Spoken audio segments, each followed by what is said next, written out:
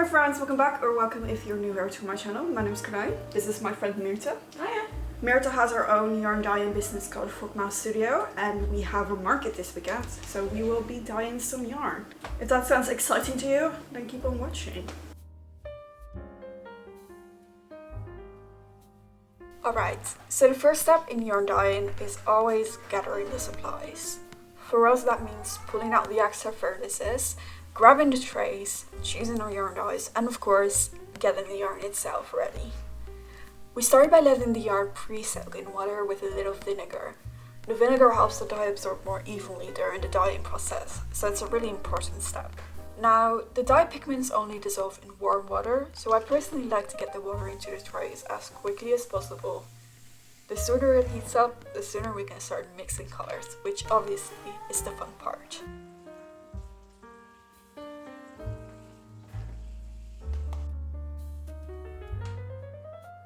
Today I was in charge of the pastels.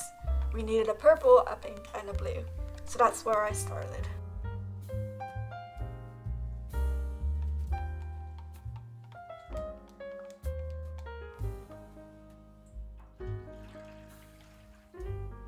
And let me tell you, pastels can be really tricky. The watercolor will not look like what the yarn will end up being at all.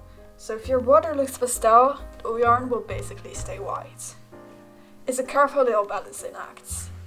You're kind of just trusting the process the entire time, cause the water never looks like it will produce a pastel, and then magically it just does. That being said, pastels are lighter, so they set a lot faster than deeper or brighter colors. They're less likely to bleed, and honestly, they're usually quicker and easier to work with than really saturated shades. This is exactly why pastels are pretty low risk, and why this task usually falls to me. And honestly, I don't mind at all. I still really enjoy dyeing these up. There's something about watching those soft colors come together that's just really satisfying.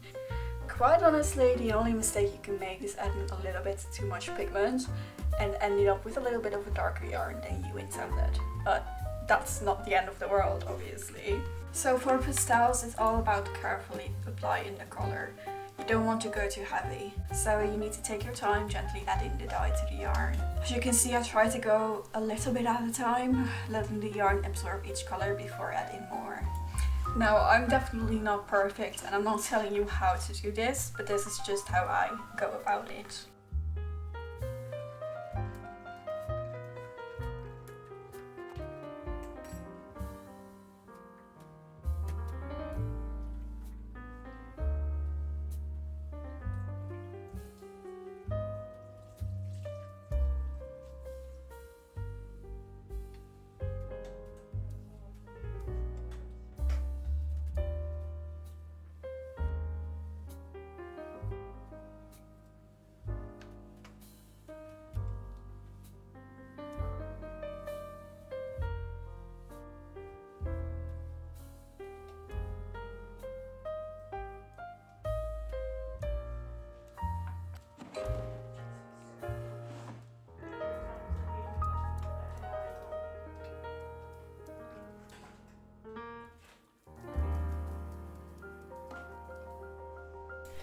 Here are my pastels.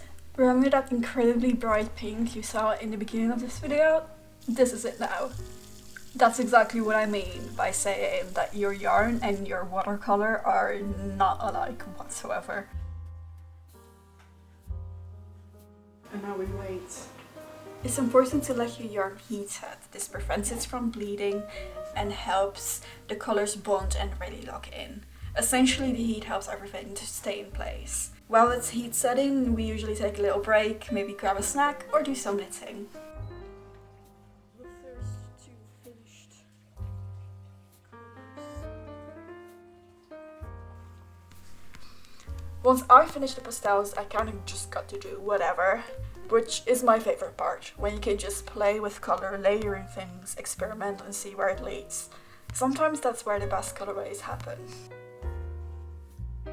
These are some of the colors Mirte worked on, and this is my second batch of yarn.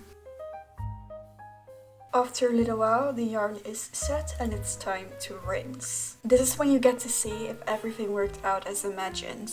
The water should run clear after a few rinses. If it doesn't, the dye is not fully set yet. But with pastels, this part usually goes pretty smoothly. This darker blue, however, definitely needed a few good rinses and heat sets. And then repeat that all over again, from start to finish.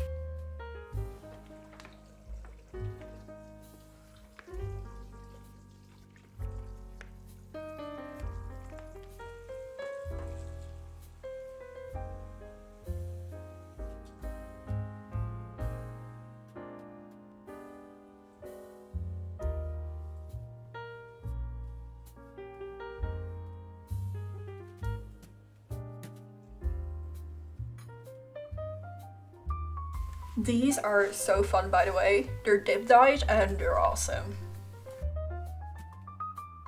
This technique is definitely way more involved than just dyeing solids, but it's very fun to experiment with techniques like these. You can find tons of them on YouTube as well. And before we know it, it's the end of the yarn dyeing session. Now we are dyeing in Mirta's kitchen, so it's really important that we clean everything thoroughly so we don't accidentally poison them. And now I will leave you with some end results.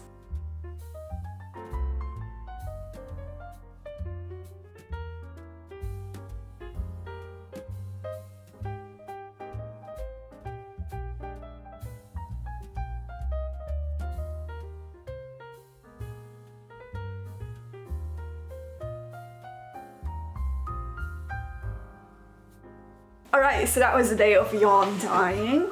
Again, I did not focus on filming, I was focusing on actually dyeing the yarn, so this might not be the most cinematic vlog, but I tried, I did my best, and this is what you got. I'm sorry.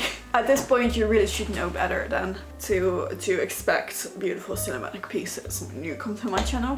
I hope it was interesting and gave you some insight in how we do a little day of yarn dyeing. If you like this video, please make sure to give it a thumbs up. You can subscribe if you want to see more of me, but you can also follow me on Instagram or on Ravelry. And without further ado, I will see you guys tomorrow for another day of Vlogmas.